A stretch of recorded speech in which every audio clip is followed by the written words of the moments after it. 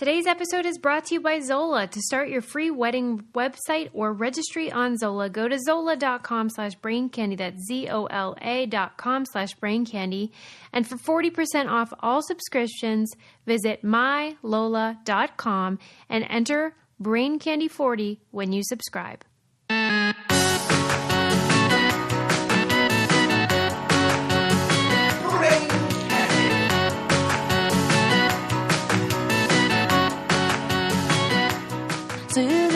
Susie, feeling kinda spooky. That's right. When is this? Let's see. Well, it's episode 266, but you're right. We are still feeling spooks. Ooh. Spookalicious. How do you feel? Like, I feel like you're extra spooky this year. Well, I'll tell you, I just had such a busy October that it took me too long to get all my Halloween decorations up. I think I might just have to leave them up after for a little while, too. You have the best decorations. And some of them I'm not even going to take down. They are just, like, I bought a crystal ball for real. Like where? I bought it on Etsy. Like this perfectly shaped ball that's made of, like, crystal. What's inside? Quartz, nothing. It's clear. And it's, like, super cool. And I'm just, like, putting it up with my, like, Halloween-y decorations. Did it come with a stand? It did. But maybe it'll stay up there. Do you ever look in it and see? I think I should. Not yet. I like the sound of this. No, maybe I'll I don't know, predict your future. My God. I see episode 267 in your future. My God, she's prescient.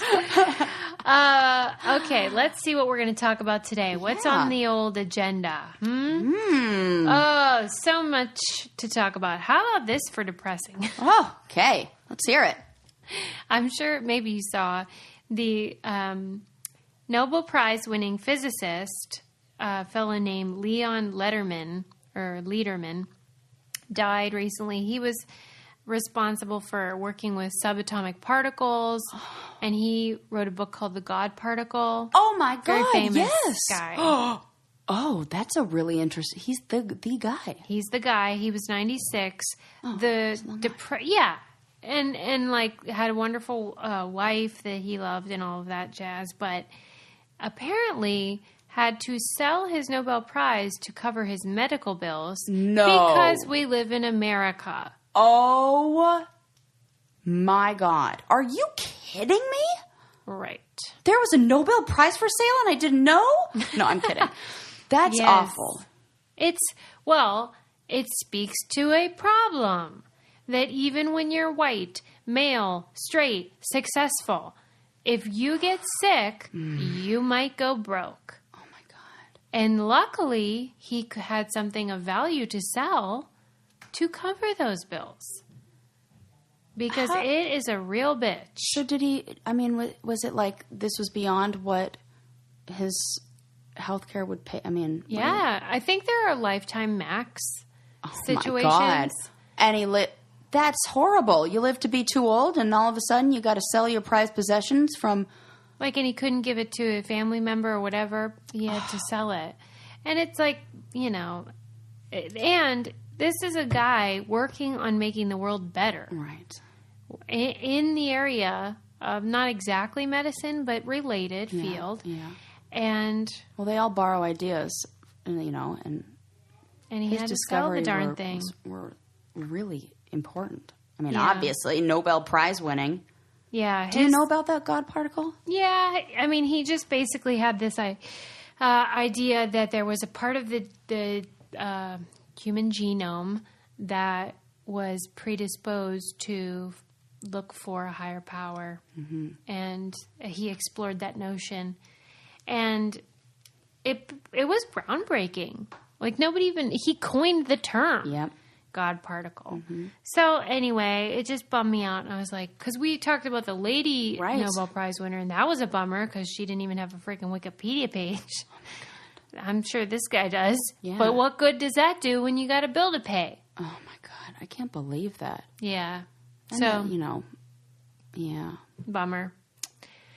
But what ifs? I mean, there's not much, like, even when I talk to doctors, like, I haven't heard anyone say, here's what we should do. Right.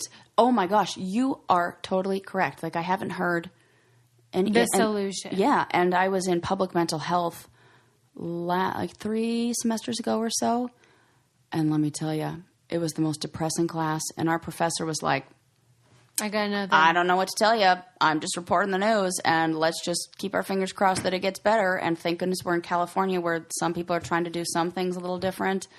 But like, you know, when you look at other countries that have different versions of healthcare or government or single payer or whatever, I mean, they don't have all the answers either. Right. There are problems with those models. And so I don't know what the answer is. I just know that it's real sad when people get sick and can't afford to live. I just know that I'd be very happy to make 10%, even more than that, less than what I'm making right now, if it meant that 10 to 20% or whatever it was went to making sure that somebody like that doesn't die. I can't figure out how most people sort it all fine out. With that. Especially if I were making a bunch of money. Mm-hmm. But it's not the case usually. Yeah. Like, how about, like, let's not buy that extra yacht and, like, instead... Extra yacht. You know, I don't know. What are these big wealthy guys? Do you hang out with a lot of people with yachts? No. Right. It's rare, right? Yeah, but I'm thinking that if you have a yacht, maybe you have more than one yacht, maybe don't buy the other one. Maybe, like, give your money to somebody I just read that Betsy DeVos has 11. Oh, see? Motherfucker. I knew. Sorry, Linda. I knew there's somebody who has one. They got a whole fleet. Yeah. Come on. Right. Those are so... Like, you know what the cost of one of those things is? Right. Well, didn't you read about when somebody untethered her one yacht? No, I didn't read that. And it just, like, went off floating down the ocean. And, like, I guess they rescued it or whatever. But it was like a $10 million yacht. Oh, my God. And that was only one of them. Oh, my God. I'm like... I think 10 million is an underestimate. Too. Of the yacht? Like of how much it would cost. Because I think they cost so much money to make, and then it's like that $1 million a year, if not more, just to maintain it. Well, she's got enough. Oh my God. It was an article in Vanity Fair, and it was talking about her and her husband and the families that they come from and how they are. It's like, you know, that a famous conspiracy theory about the Rothschild family. Yeah. What's the famous conspiracy theory, though? That they rule the world. Oh, yeah. Well, I don't know. Wait a minute. Which one are you referring to? Well, no, I mean, like, I thought there was, like, more to the... I was saying, like, oh, yeah. There's videos on YouTube. What the hell are they called? Like all the Illuminati stuff? Basically. Yeah. They have a particular name that's not coming to me, but... New World Order? Am I just naming conspiracy theories shit? I think it starts with a Q. Oh. Anyway. Q, huh? Darn. Anyway, they are big on this idea that the Rothschilds are orchestrating pretty much everything from the printing of money to the banking system to, I think, even like the electrical grids. Whoa. I mean, there are people that really believe that, you know, this one family has got the lock.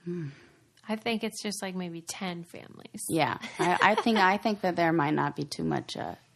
I think that would be true. It's fair. Yeah, it's fair. I mean, regardless, though, of how much money you have, you should be able to invest some of it and get some loot and have... So one day you could buy a yacht. Yeah, who knows? And Robinhood is the investing app that we are using. It lets you buy and sell stocks.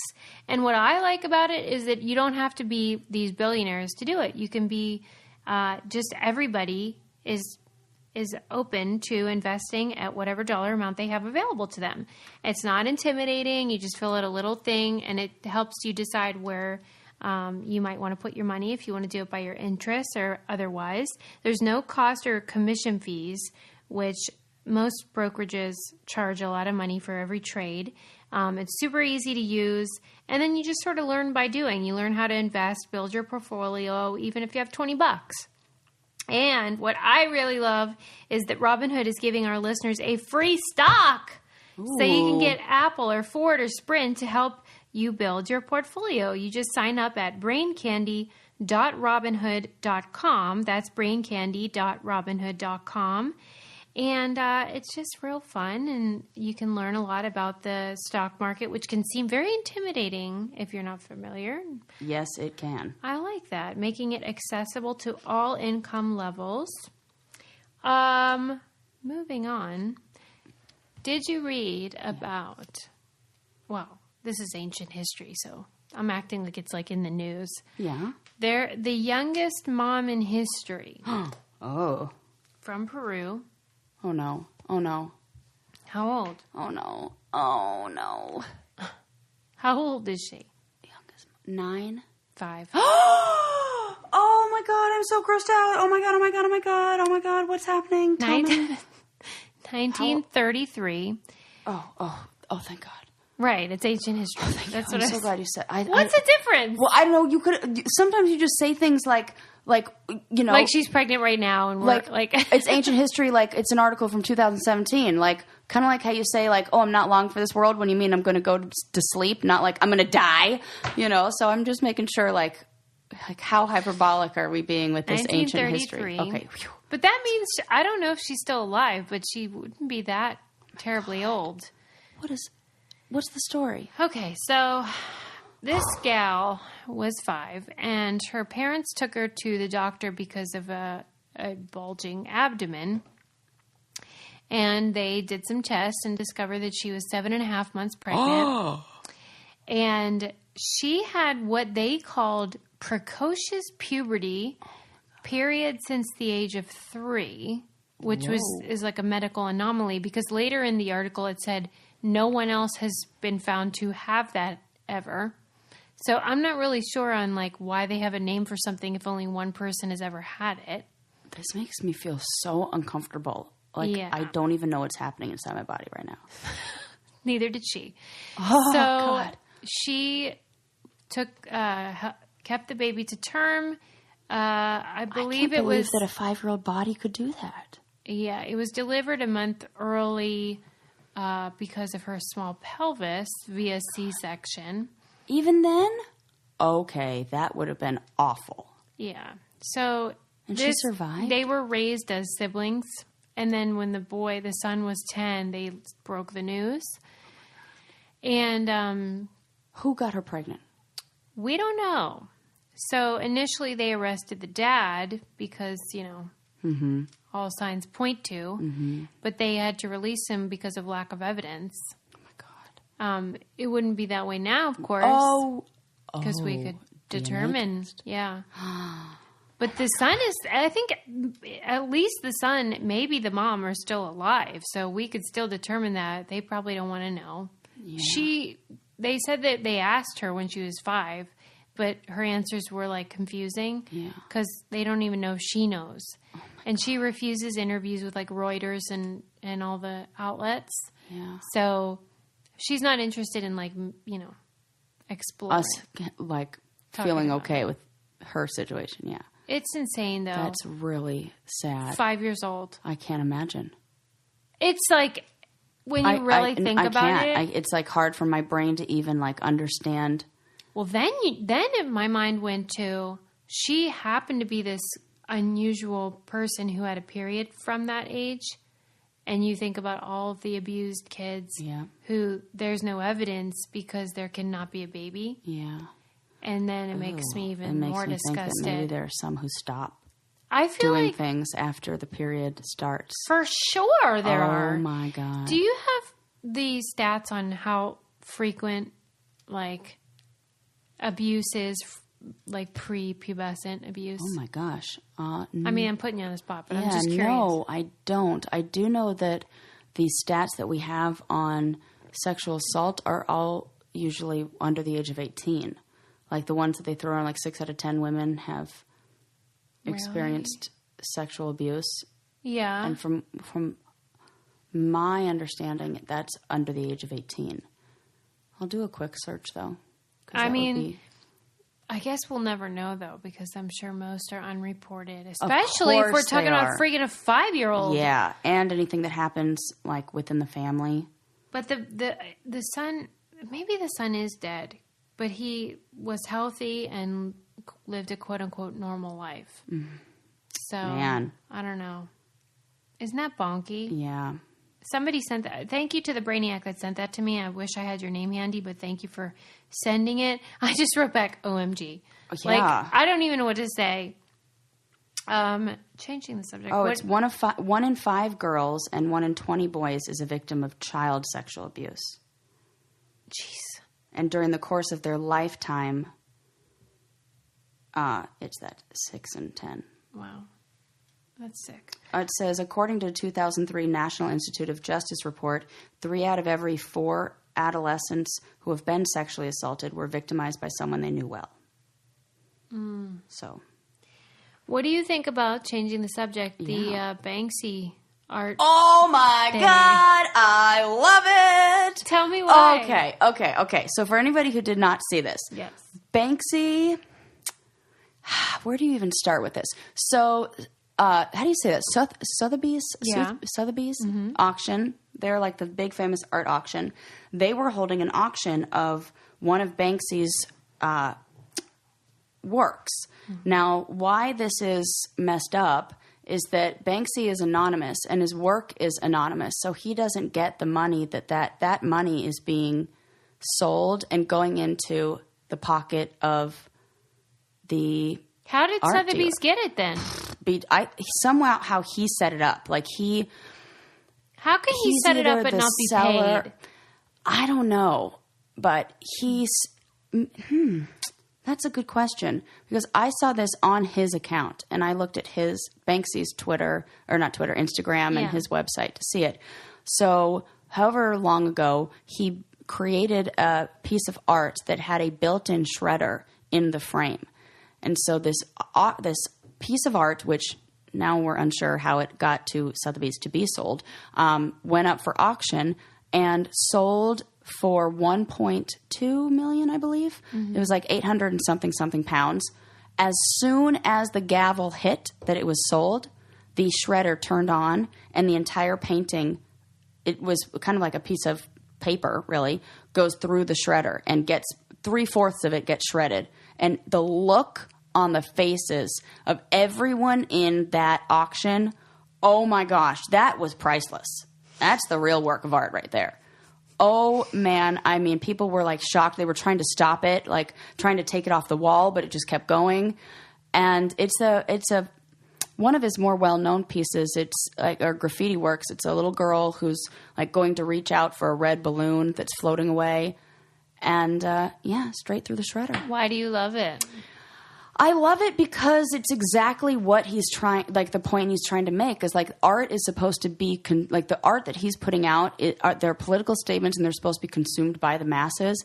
And, you know, he's a street artist and why street art is so fantastic is because nobody profits off of it.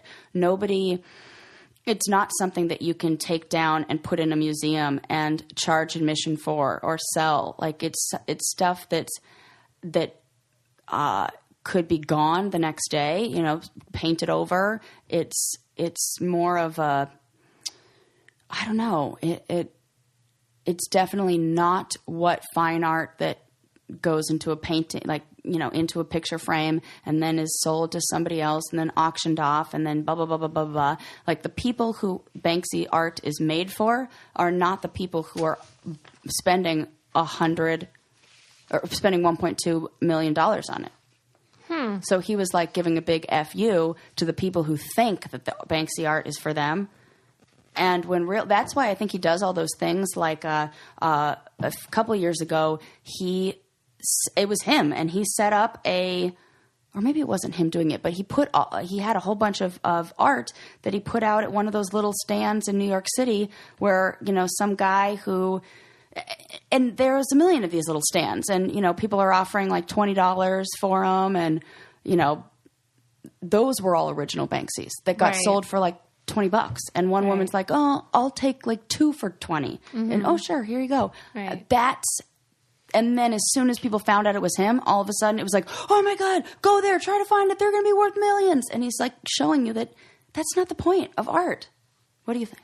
Well, you know, I do feel like what is a work of art is the Holly and Tanager beautiful backpack purses that are now available. Oh, I love a backpack purse. I know. Oh, hello. 90s me is dying. The co-founders of Holly and Tanager, they wanted the perfect backpack tote to carry their items in an organized manner. And they were born to keep up with your busy schedule, but like be super organized, which I'm kind of obsessed with. And I'm also like obsessed with bags in general now. I've become a bag lady. Same. But like, cute bag lady. Yeah, of course.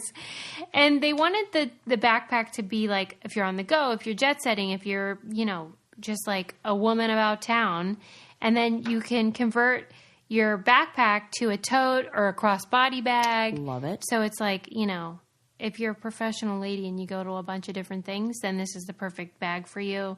It's super stylish. I'm not even going to tell my mom about it because she's been, she'll lose her mind.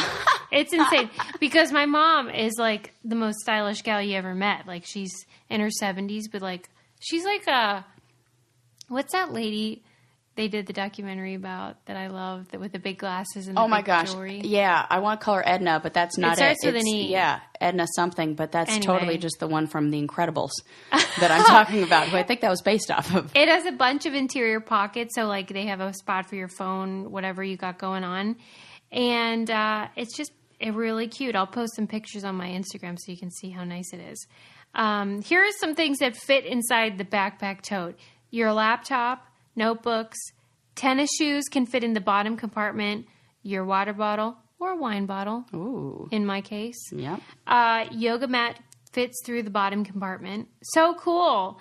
In addition to the professional backpack tote, Holly and Tanager offers other extraordinary everyday handbags you don't see every day. As a listener of Brain Candy, you get 15% off your order. Visit hollyandtanager.com/braincandy and use promo code BrainCandy at checkout.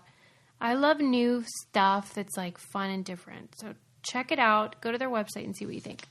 Awesome. So what do you think about that? I guess, like, just to be a curmudgeon. Yes. I guess I would question, why shouldn't art be profitable? If you're a talented artist, if you have a gift, why is it different than a vocal ability or, some other talent, dance, where you use your body and your talent and your skills, and then someone pays you for it because it's valuable to their life. I guess that I understand that he's rejecting consumerism in general. And like did you see how he made that like Disney, like faux Disneyland? Oh yeah. It was like creepy as hell.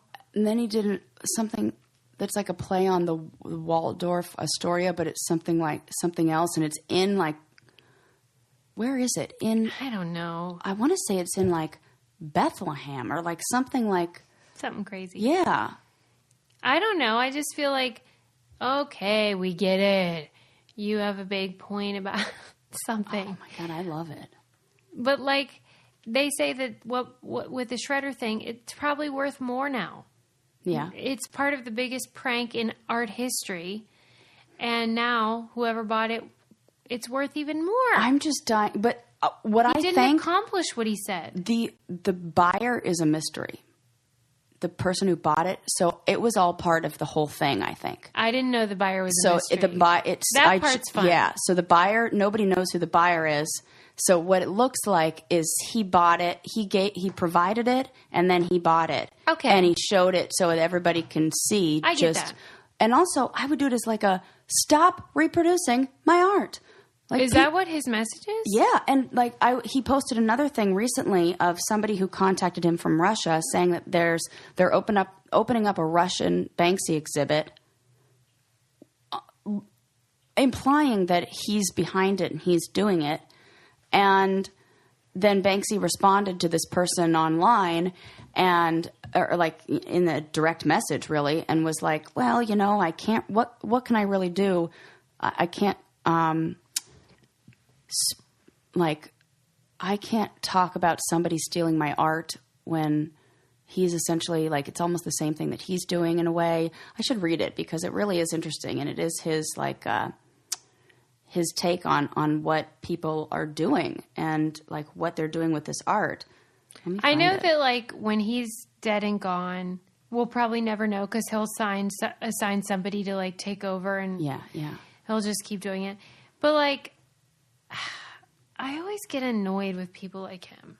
So here's the thing. It says, "Hey, Banksy, saw this ad and thought of you." And it's this big sign and, you know, talking about how there's exhibits coming up. It says, "You're funny." What? And then Banksy responded, "You're funny. What the hell is that?" And it says, "It's an exhibition of your work in Moscow. They're charging £20 to get in, LOL." And then his response was, "I wish I could find it funny. What's the opposite of LOL?" And the person said, "I think it's LOL," which is hilarious. And he said, "You know, it's got nothing to do with me, right? I don't charge people to see my art unless there's a fairground wheel," as in like, you know, it's at a carnival and like they're already charging to get in and my art's there. They've made it look kind of legit. Do you think you should probably do something about this? Can't you put out a press release? And he says, "I'm not sure I'm the best person to complain about people putting up pictures without getting permission," since that's like part of his whole thing of like taking pictures of things, reproducing it. And he says, the person says, "Nah, mate, it's the principle. It's a ripoff. You have to do something." And Banksy says, "I wouldn't know where to start."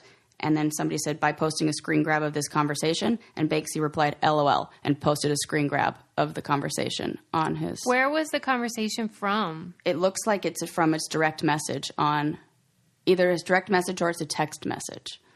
That's what I want to know. Yeah. What do you think? Oh, it looks like text. Yeah. Huh.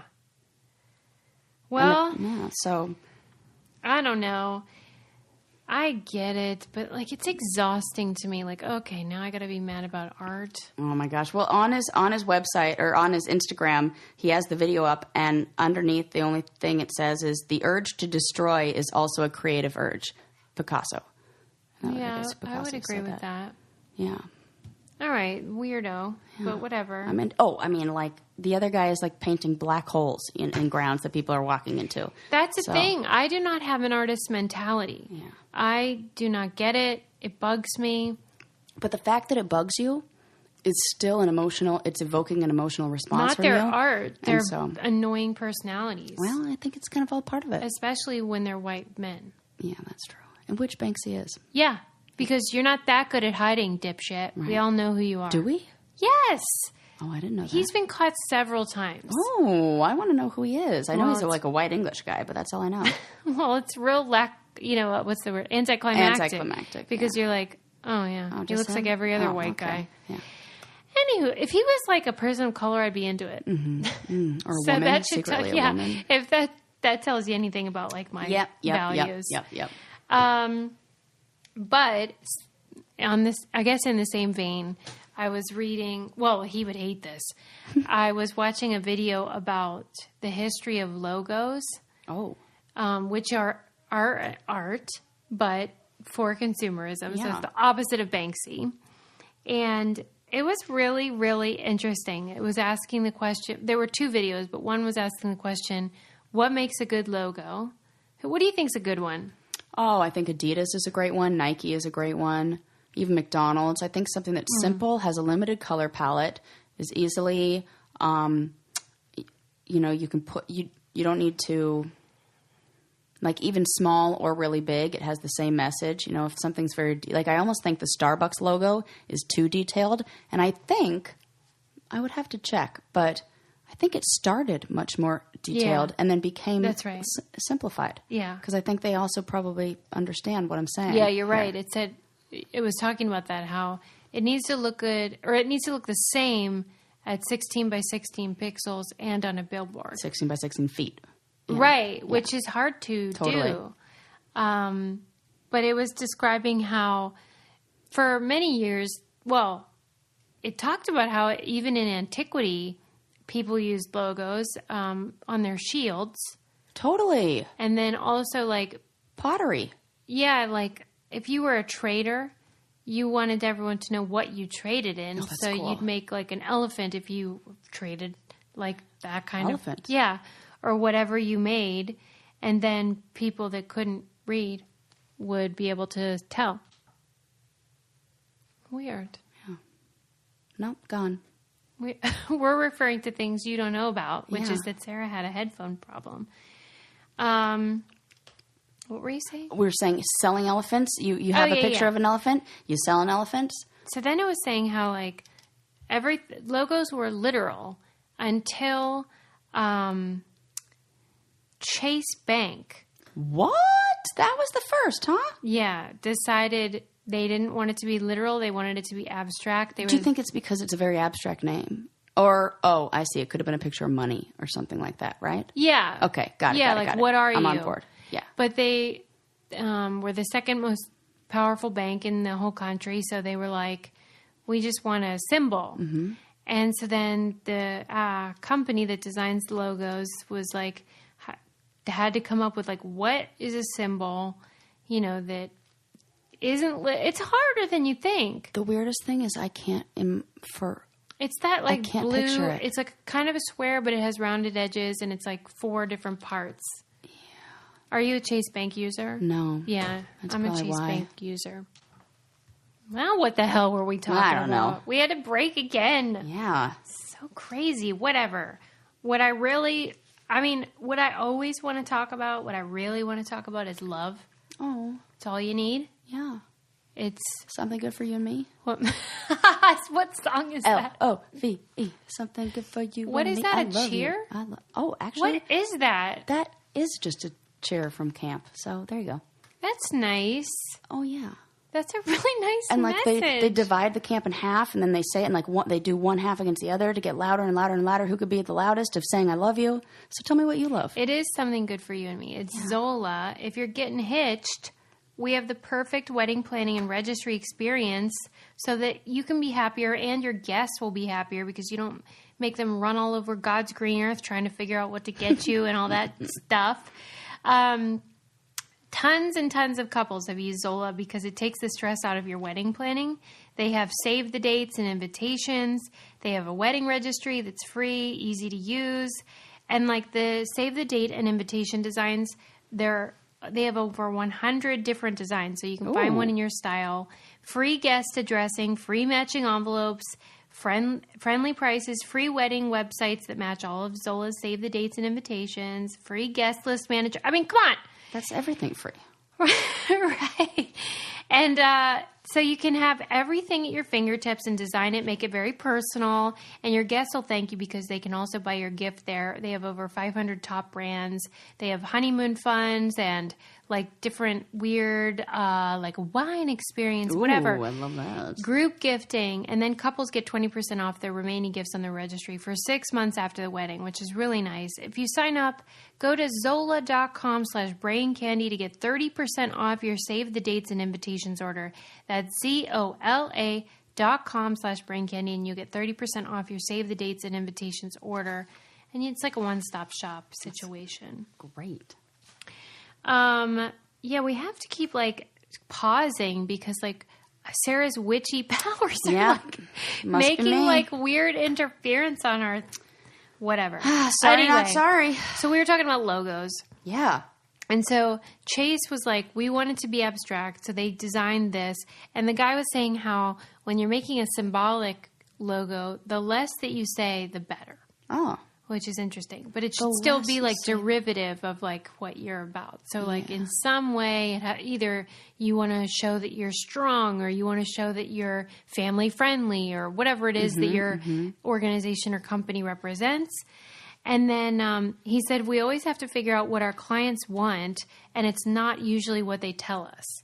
So, like, I find that to be true, too. Like, and I'm sure true with your job, everything. People don't know all the time what they want. No, they don't. Well, they think they know, because it's like you have to read between the lines. Totally. What they're saying versus what you know to be true, and then it's probably somewhere in the middle. Yep. And then Sarah was right about that, about the size needs to be consistent and the look of it, no matter whether it's miniature or super huge. And then one funny thing was this designer who he had made like the Time Magazine logo, like everything, People.com logo, like everything that I could think of. I was like, that's a real skill. Yeah, and he was saying that he was creating the logo, or I guess that you'd call it a logo, for the band Blue Oyster Cult. And he used the font from the Gutenberg Bible, which is, I'm sure you can picture like what an old-timey Bible font would look like, and created the Blue Oyster Cult logo.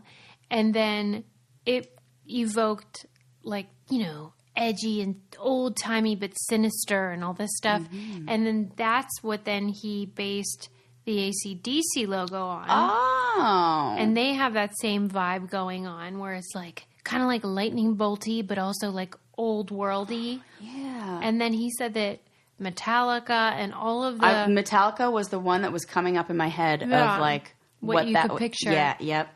And that they all sort of embraced that same look and then became, you know, the sort of quintessential metal music logo. And I thought that was so cool. Led Zeppelin does have a cool logo. What do you like about all those ones? It just, like, I like the ones that look kind of like, you hit the nail on the head, where it's like kind of spooky a little. Yeah. What is that about? Right. AC/DC, Led Zeppelin, they all, even Pink Floyd is like really... They want it to be like sinister or like edgy, of course. Oh, I love that. And I thought how ironic that came from a Bible font. Uh-huh. You know, but when you think about it, it makes sense, but it's one of those things where it's unexpected. Yeah, and who's the band that does the Upside Down Cross? There's one who, and it's like a popular band, not like... I was going to ask you about your necklace with the upside down. Oh, it looks like an upside down cross. I was like, she is taking this with Oh my God. No, it's just a plus sign. I've had this for like ever. Okay. It's like just a little. Oh, all right. I guess because it has a clasp, then it elongates that edge. That's good to know when I'm wearing it around my clients, and they're going to be like, "Oh, what's going on over here?" I've got the witchy thing on the brain though, because that's what, your whole thing. Yeah, you're just going to watch me slowly become like Stevie Nicks. So slowly, yeah, or quickly. Yeah. Do you have a logo that you think is like the worst logo? Let me think about that. When things are the wrong color, it bugs me. Like, there's a bank that's green, like their logo's green, and I'm like, what are you doing with this green logo? Which is weird because you'd think that green is money and all that. Yeah. But I'm like, why are you putting my recycling and environmentally friendly food and that color with your bank logo that is clearly supposed to be red, blue, or blue? Mm-hmm. It's like when they violate almost the social norms of what the colors are. Like because we know that yellow and red like are appetite stimulants and kind of trigger the part of your brain that says like I'm hungry. I think it's the color orange does, and red and yellow together, like something in your brain like process them together. Who knows?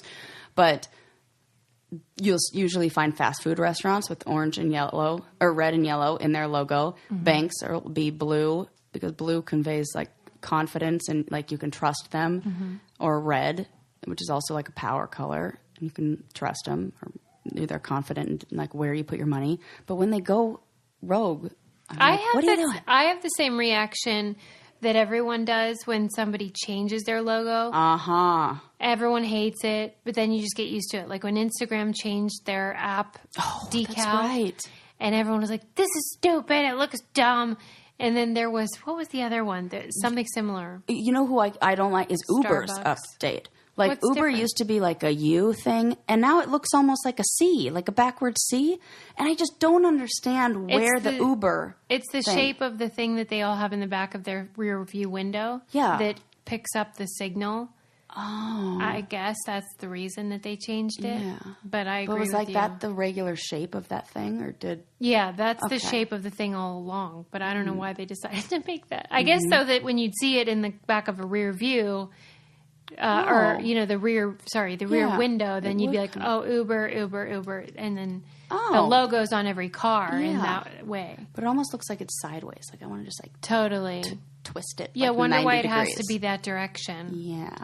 And then, Starbucks has changed and people always get mad every time they make any little change because you're comfortable. Right. The one I heard that people got really, were like, oh, we know what you're doing was Wendy's. Do you remember when Wendy's redid their logo? Yeah. With the new girl? Yeah. And her collar? Did you hear that? No, I didn't know about her collar. Okay, I'm going to show this to you. So when Wendy's revamped their logo a little bit ago, and so the old one was like, I'm going to show Susie, but the old one was just a more detailed version. It kind of looks like almost more like retro, like 1950s something. So they redid it, and they changed her shirt, And the collar on the shirt, people say spells mom and subtly spells mom. I remember that a few years ago. Yeah, so people are like, so it's kind of like how... Oh my God. Yeah, so it's kind of like how... Oh, it like gives me chills. Subliminal. That's so weird. Yeah, like Amazon, the smile, the arrow is also a smile. And like FedEx has the arrow inside. And Bank of America is an eagle, not an American flag. And there's a whole bunch of ones where there's like hidden messages inside of it. Wow. And so people were like, oh, Wendy's. But at least like with subtle. Amazon, they might say like, yeah, we wanted it to look friendly and happy. Like Wendy's is like, what? That was not on purpose. Yeah, they straight up deny it. But there's no way because every element is exactly intentional. Mm-hmm. Yep. It says there's a hidden message in the new Wendy's logo. So I was reading this article in the same vein about what makes a good color. Oh. And of course it applies to logos and everything else. But it was saying, let me find my notes on it. It was just talking about how, like babies, for example, we all know they prefer those super saturated, strong colors. I don't know, besides saturated, what you'd call them. Yeah. But like then teenagers, they move towards more subtle, nuanced colors and more elegant colors. And then with adults, it's very muted, whites, blacks, grays, browns, unless they're trying to make a statement of like rebellion, like Andy Warhol or even that woman we were talking about that's like the style icon. And I'm thinking of those the people who like they always pop up in news stories every now and then of like the lime green lady, and every single thing she owns is lime green. And it becomes like a thing. A part of their identity. Yeah, then. yeah. But for the most part, we follow that trend of like bright, medium, muted. Oh, weird. And then one thing I found shocking was that it said Russian high school students see between 150 and 200 colors. Japanese high school students see between 300 and 400, which they attributed to, in Japan, they teach more aesthetic-based disciplines and like have a focus on the art subtlety and of color. And there are Japanese words for that discipline and why it's important. And then it talked about... God, there's Japanese words for that? Yeah, in the article, I just didn't know them. That's interesting. Mm-hmm. Because then I wonder if it's the emphasis on, like, you're almost like telling a child, no, see more, look more. Yeah. There are more closer. colors, look closer, rather than just accepting what the first who. I mean, what's a good color is arbitrary, but what's a good feminine product? That's not. It's Lola. For the color red. Right, instead of that blue. Who are they kidding? Yeah. Lola has feminine products that are 100% natural. They're easy to feel good about because there's no BS. There's no mystery fibers, what's going on inside my body, because they're upfront. Here's what's in there. And the problem for me is that the FDA doesn't require brands to say what the ingredients of their... Also the problem for me. Yeah. Like, just tell me what's in there. That's crazy that they don't. And so Lola offers complete transparency, which is wonderful for all of their tampons, pads, liners, wipes. And so their products are 100% organic cotton, no added chemicals, fragrances, synthetics, or dyes, but they work. And I use them every month. And it's great because it's a subscription. It comes to your door and you can change, skip, or cancel anytime based on your cycle or your calendar or whatever. And it's founded by women, for women. I love that. And so that's why we want you guys to give Lola a try. For 40% off all subscriptions, visit mylola.com and enter BrainCandy40 when you subscribe. So that's 40% off all subscriptions. Visit mylola.com and enter BrainCandy40 when you subscribe. Give them a try and see what you think. I think you'll be very impressed, and you won't have to go buy or send your husband out or your partner out to buy you your products.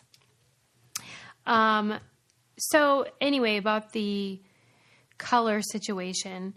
it also went into detail about the relationship to music, which I always love when either math or music or art can be tied together. Yeah. It was just talking about harmony, the idea of harmony. When we look at colors combined together, like next to each other, we know what works and what doesn't. Yep. And that it correlates to the relationship between notes on, for example, a piano keyboard. You could pick almost any two notes and play them together, and they could sound good in your ear. But it's harder to make that work when there are three. There's more likelihood of dissonance when you pick three random notes on a keyboard. And so I was saying it's the same with color, that if you have two and they're muted with like a common color, like if they have a background of a yellow or a gray, then it's likely to work. But like if you start adding other colors, it's like your eyeballs are like, stop doing it. Yeah. Anyway. And I wonder if you, in that same regard, like, you know how we have complementary colors and then we have contrasting colors? Yeah. So like yellow and purple, because they're on opposite ends of the color spectrum, that we are like, oh, that's pretty together. It's pleasing. And our eye feels good about that. I wonder if the same can be said about notes, where if you get almost like the same, does music have that same, not a circle, but something where you can say like this is on one end, and if you were to cut it in half and mirror that, and you found the matching note, maybe like took the piano keys and all the different notes they can play and divide it in half and fold it in half, and would one on one end sound good with another one on the other end? Maybe not. Because there's only 8 notes. You say but I don't. Well, it's funny because music, I know nothing about. Yeah. I don't know how it works. I don't know how I can't, I've talked to Susie about this, where I know that you have an ear that can hear music differently than I can. Like if we were to take the same way they did Russian children and Japanese children, like I bet I can see different colors and you can hear different notes. And I wonder, oh my God, I wonder if that is different based on what you've kind of honed, in what area you've really like trained your brain and what things you practiced in. I mean, it definitely applies in the sense that you're creative and I'm whatever the other thing is. No, you are very musically creative. I could not play a single note on any instrument to save my life. I have tried. But I don't think of music as being creative. I know it's an art, but it's to me it's math. Which is also creative. Well, there are laws though, which I like, which is why, But the same could be said about art, which is why those colors work well together. Yeah. So I'm sure there's like an overlap, and it's like people fit on different ends of it, but in this case, like an octave has 8 notes and then they just repeat. So even though like piano has 88 keys, it's just a bunch of the same notes at different frequencies, okay. High pitch or low pitch. I didn't know that. That's interesting. So in that case, it's a little different when you say fold it up, because it's not exactly like that. Yeah. But I'm sure that it applies in the sense that different distances create more or less pleasing. Oh, okay. That makes sense. Yeah. So like this is, however, in that almost that 8. Right. Like when they're next to each other, it's like a little fucked up. Yeah, You're like, oh. yeah. But if there's a key in between, they sound nice together. Oh. It's just the whole thing. That's cool. Anyway, it's so funny that you're like, you've never heard this information before. I don't. I couldn't tell you. Music classes. Nope. I took one time in school, they made us learn the recorder. And I was terrible at it. You didn't have mandatory music? No. Oh, okay. Well, didn't have really any didn't mandatory art classes whatsoever. Well, that's a damn shame for you. I know. But you worked out all right. Yeah. Yeah. We've talked about this on the show before, and I want to correct something, I guess. We've talked about how in the Victorian era, women were thought to have hysteria, and the doctors were curing them with orgasms through vibrators. Yeah. Have we discussed this? Yeah, which was absolutely in the books that they taught me in class. Totally. Yes. In graduate school. In grad school. Yeah. So that research was done by one scholar, and everyone just got real into it because that's so fun, that explains a lot and it makes sense. Yeah. And she had citations. But then a new scholar was like, I looked through your citations and like they really don't show that at all. What? And the original lady was like, well, it was just a hypothesis. And oh she was my like, you God. didn't say that. Just a hypothesis that we've since based like a ton of stuff on. Yeah. They need to, oh my God. Let me have that article. I'm going to go show it to my sex therapy teacher. And I'll be like, hey, incorrect info. Yeah. Buddy. It's kind of a bummer because that's Totally. such an interesting tale about, because according to myth now, oh my God, women were like depressed and like hanging out in their attics, just like brooding and mad. Yeah. And then doctors were like, let me like just stimulate your genitals. And they were like, okay. And then this is like drunk history. Yeah. And then they claimed that that's how the vibrator was invented because the doctor's wrists were getting like overworked, which is now said to be false. And that there's really no evidence, especially that this was something like widespread. Maybe like it happened a couple times or something, but that doctors were not treating women with orgasms or using vibrators on them. Wow, that is a widespread false thing. Well, like I hope they can find like some new info. Yeah. You know, like maybe they'll be like, wait, we found it. It turns out women were getting... So like why was the vibrator invented then? And because it was invented by men, So by male doctors. So there's a separate, I believe, scholarly article called Buzz that I didn't get a chance to read yet. Oh, that's good. It's the history of sex toys by another scholar. This is like academic research, and I'm sure she tells you what how that came to be. Oh my God, I'm going to need to know. Right. Why? Well, because I just feel like this is important. We've been hoodwinked. Like, totally. Right. Clitoral hoodwinked. Right. So if we in fact talked about that on the show, I would just like to set the record straight. I have to tell my advisor, my graduate advisor, too, because she talks about that in her early American history. I feel like anytime a professor can work this into the conversation, they do. It's just good fun. Right. But no. So I want to know more about the hysteria thing now, because now it's like, wait, so how did they fix it? Coming up on the next episode, history of vibrators. Why were women hysterical? Yeah, because that's like a thing. And what I do know to be true is that early physicians, doctors, psychiatrists did not believe that women had a sex drive. Right. So I don't know. Anyways. We do. Yeah. Just so you guys know, we do. Yeah. I'll tell you what I am hysterical about. My Meeson awesome kitchen knives that I keep buying. I think I've bought like 5 of them for various people in my life because the knife is life-changing.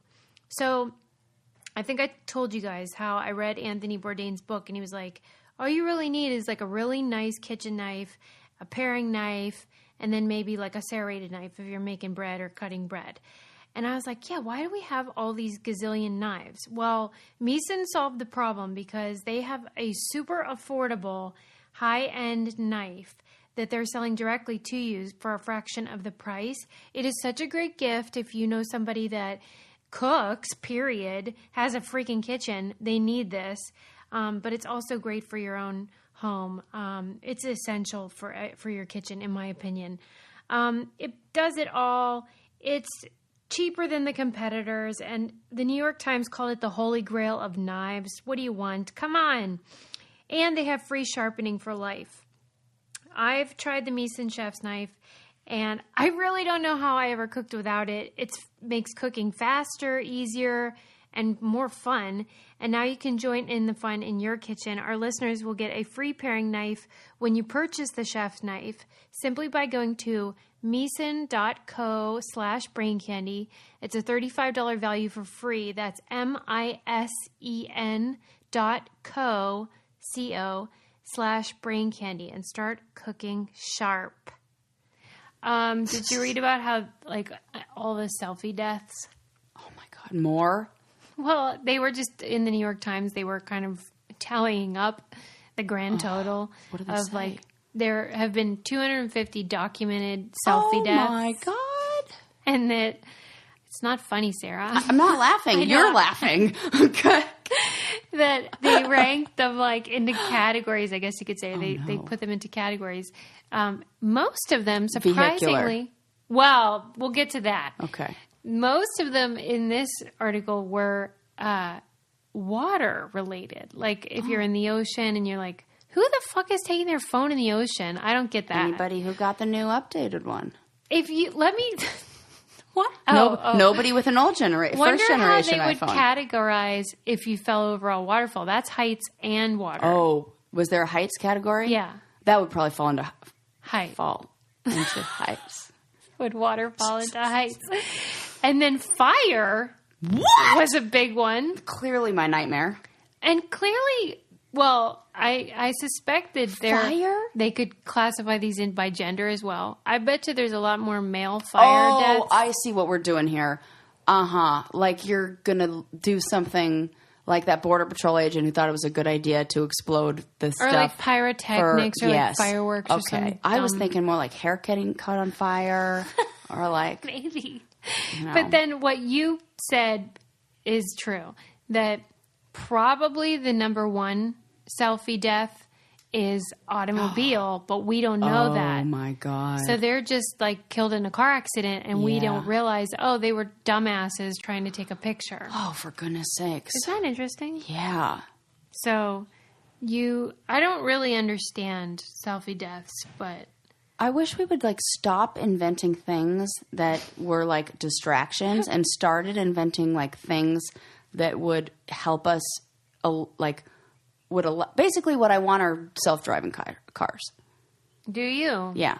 I think I really believe that not that many years from now, 20 years from now maybe, we'll say 50 to be on the safe side, we're going to be looking back going, can you believe we ever drove those things? Yeah, I agree. Can you believe that they ever trusted a human being to be behind those things? Those like Death gigantic Like metal death traps. And to say like that somebody at 16 when they're at the height of their impulsivity and like that's when we're going to allow them to handle this 2-ton missile that's basically being self-guided into who knows what with them looking at no way. But what would you do if like you didn't have to pay attention? Just take a nap or I'd do what I something? did like I would do what I would do on a train or on the airplane. Read a nice novel. Read a book, get some work done, answer some emails. I was laughing when we talked about the guy who shaved his face on the train because I have absolutely worn. What did I do? I wore hair dye or something on a train once. It's like I didn't have time, and it was like it was back when my hair was black. Are you kidding me? But I've definitely done something like that before, like grooming. Something ridiculous like that. I used to never put on any makeup until I was on the train. I was like, that's a good point. I would put a lot of makeup on in the car. Yeah, if I could. And then I could just like toss out my New Year's resolution a few years ago to never do makeup in the car. Right, like you could just make it totally to do it in the car. Yeah, it would be like your station. Because it does feel like a big waste of time. Huge. How much we just sit there driving. Me?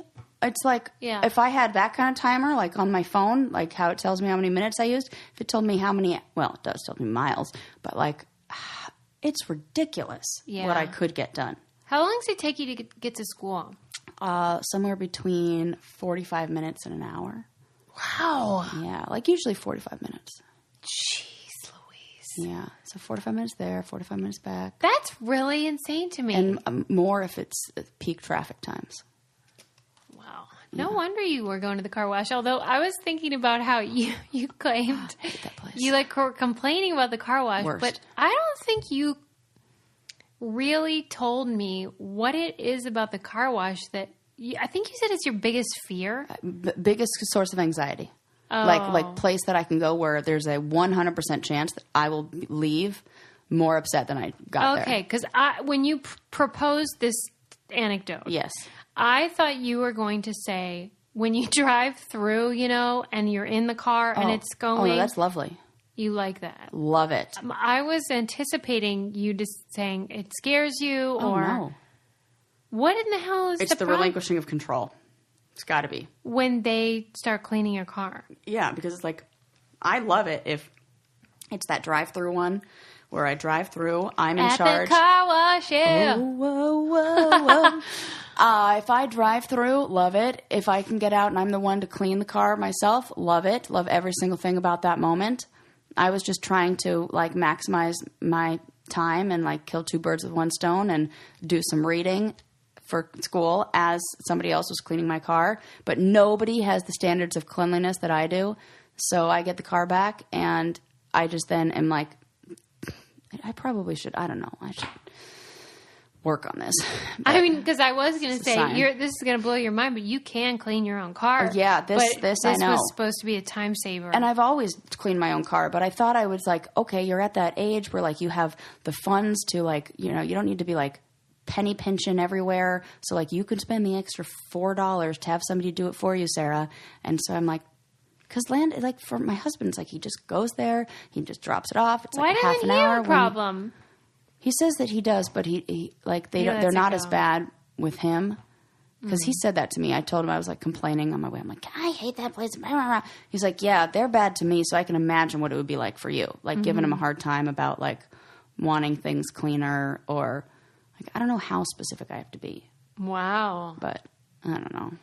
I mean, this might have to move into your DIY category. Yeah, I think it just I went there for the last time. I will only do it myself or have somebody land and take it there or something. How about speaking of anxiety, I had to go to the doctor for my migraine.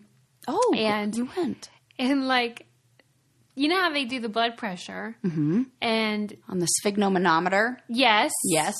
And they did it 3 times and it kept being high.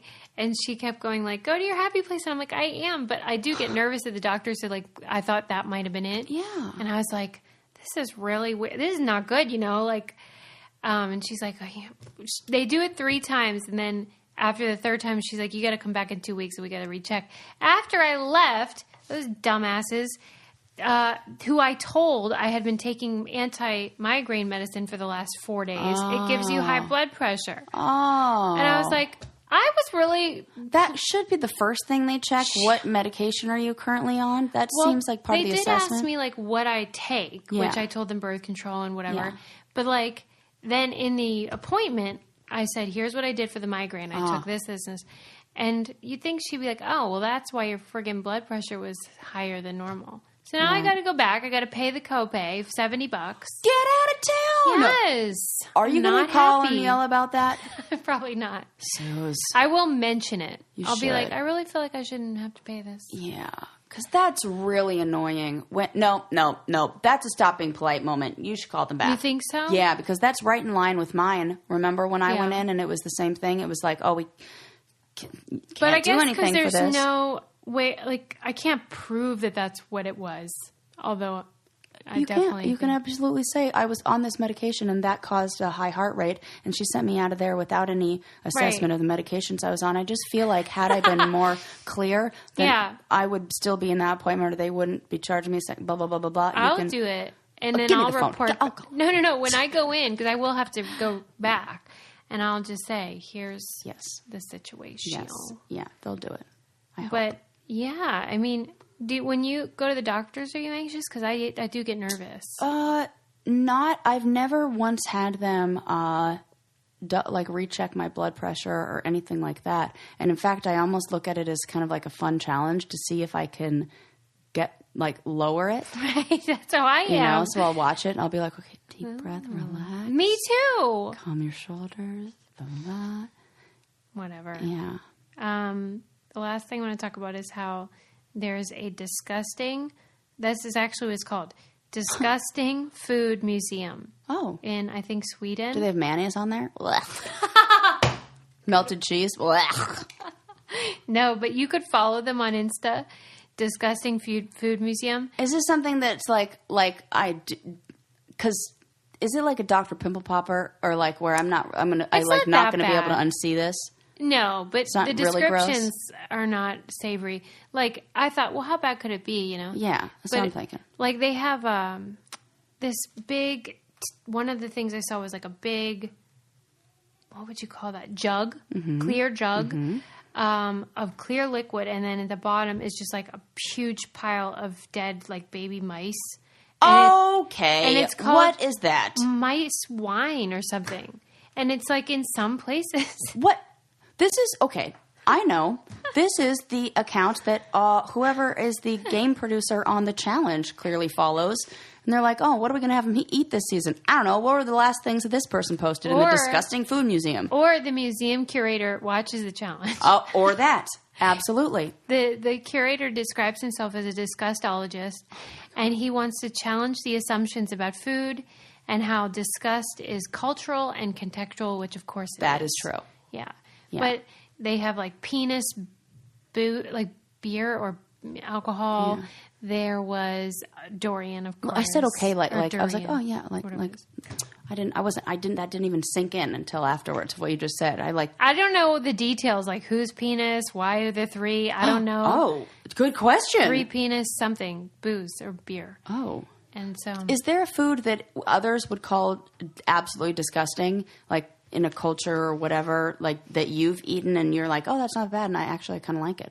I was trying to think of like what's gross that we do that other cultures would be like, forget it. Mayonnaise. I do think that is towing the line. Yeah, mayonnaise. Yeah. Okay, yeah. As like other people would be like, what? What is that? It's really because it looks like pus. That really gets me. That's the thing. That's why. That's why for me. Because the like taste anything, is weird. Probably like what pus would taste like. I mean, I've never tasted it, but probably like that. You know what I love? Crickets. Oh, right. I fucking love them. Well, that's the other thing the curator said. They want to encourage the sustainable proteins like insects. I think they're absolutely delicious. I could eat them as a snack morning, noon, and night. Noon, and night. I'm not even kidding. In fact, talking about them right now is making me crave them. 3 square a day. They're so good. But I think it's the seasoning I like. Well, I think you're probably right about that. Obviously. Have you ever had plain? No. You should try those. I should. But I like that they're crunchy. They're like, I like the texture. Yeah, I get what you're saying. I'm just the love them. mouthfeel. I love a good cricket mouthfeel. Well, on that note, it's been fun, everyone. We'll see you next time.